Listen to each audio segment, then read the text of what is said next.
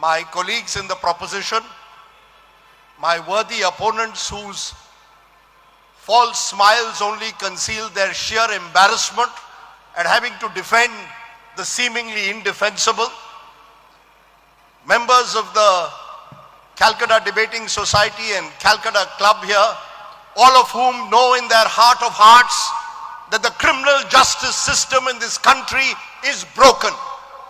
Let's cut the crap that we've heard for the last 40 minutes and admit it. I find it bizarre, frankly undergraduate, that members of the opposition have chosen to engage in wordplay and look at those two words often and seldom to try and defend the indefensible, including Orgo Sengupta, who went to the same university as me, but do not judge people even if they've gone to the same university.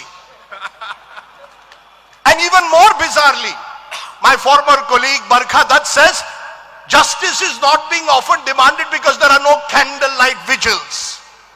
Madam, you confuse demand only with candlelight justice and online campaigns. You do grave disrespect to each and every Indian citizen who wants justice for himself or herself when they are on the wrong side of the law. It's a grossly elite proposition that you throw before us, only designed to confuse and detract from the real seriousness, which is quite simply the fact that justice is not delivered in this country to those who are powerless, who are poor, and who are marginalized.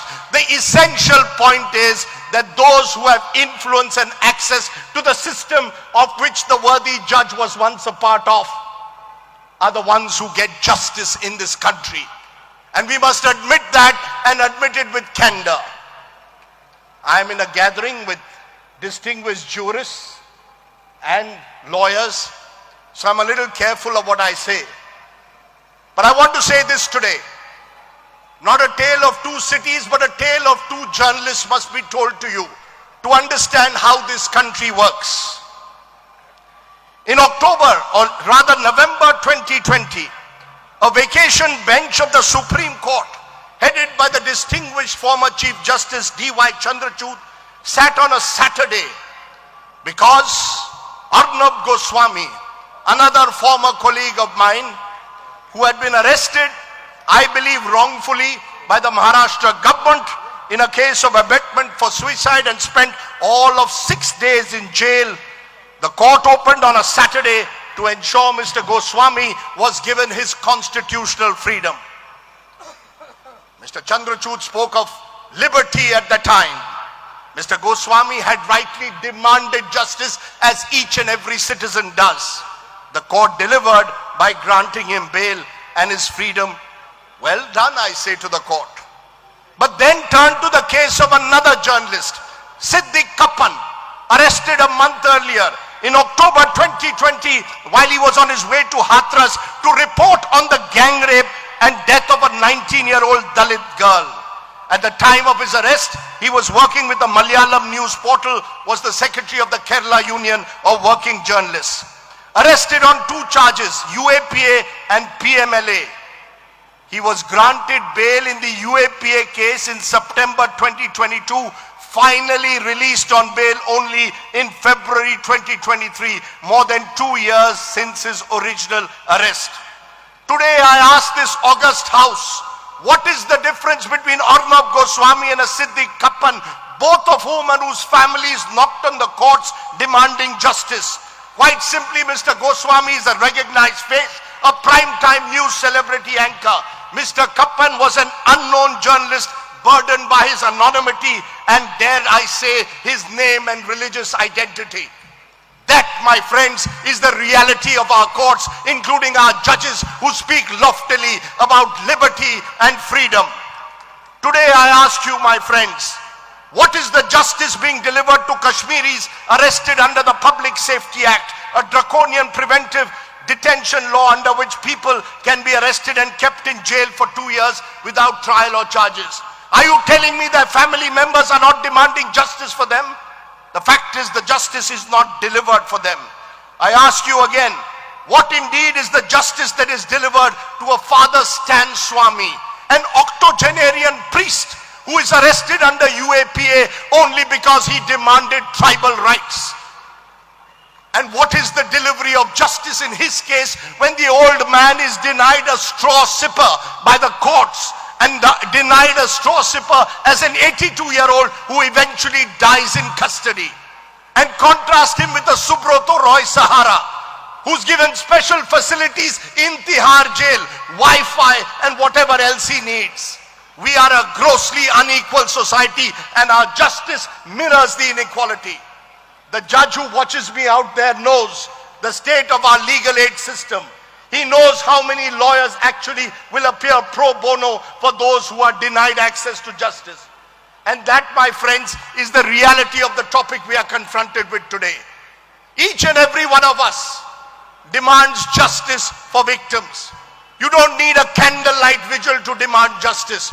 You need a heart and a conscience that believes in the Constitution our founding fathers and mothers gave us. And if you do, then you want equal access to justice above all else. But the fact is, there is an entry barrier. And that entry barrier is what you must focus on when you say justice is seldom delivered. The great Martin Luther King, for example, said, "Justice denied anywhere diminishes justice everywhere." I want to give you a case today, which I believe should settle this argument once and for all. It's the argument and the case, the particularly poignant case of poet and Delhi University professor G.N. Sai Baba. He was dubbed a Naxal sympathizer. He spent 8.5 years in jail, much of it in solitary confinement. In October 2022, he was acquitted by the Bombay High Court, and yet quite extraordinarily, a special sitting of the Supreme Court was called on a Saturday to reverse the acquittal and stay the High Court order.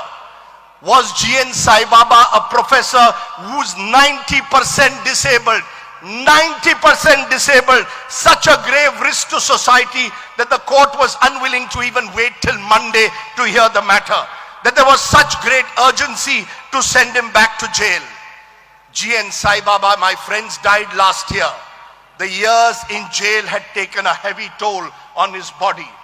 Is anyone in the opposition or anyone in this audience telling me that his family did not demand justice only because they didn't take out a candlelight vigil?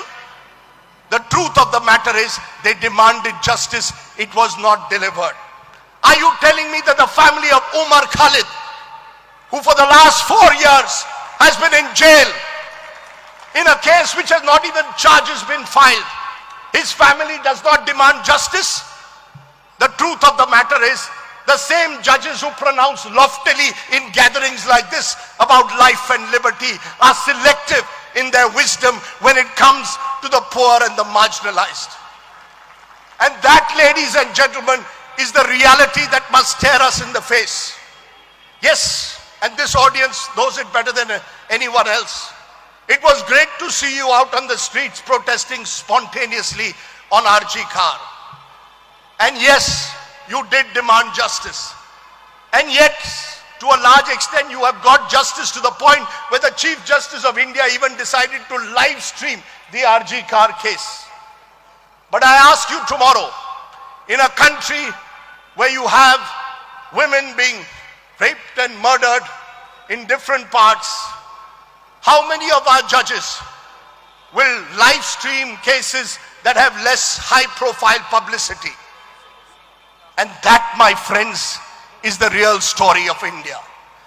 Just as we are a grossly unequal society, when 10% of our population accounts for 70% of the income, the truth of the matter is that 10% also has access to the law that the poor and the disadvantaged do not. Which is why the proposition is simply where your conscience must lie. And I appeal to your conscience as people of this great state of Bengal and India. Your conscience must tell you once and for all that we have a broken criminal justice system, whereas a Niti Aayog report said it will take 324 years to clear the backlog of cases in this country. 324 years. I won't be around then. I don't think any of us will be. But this nation must live on. Thank you very much.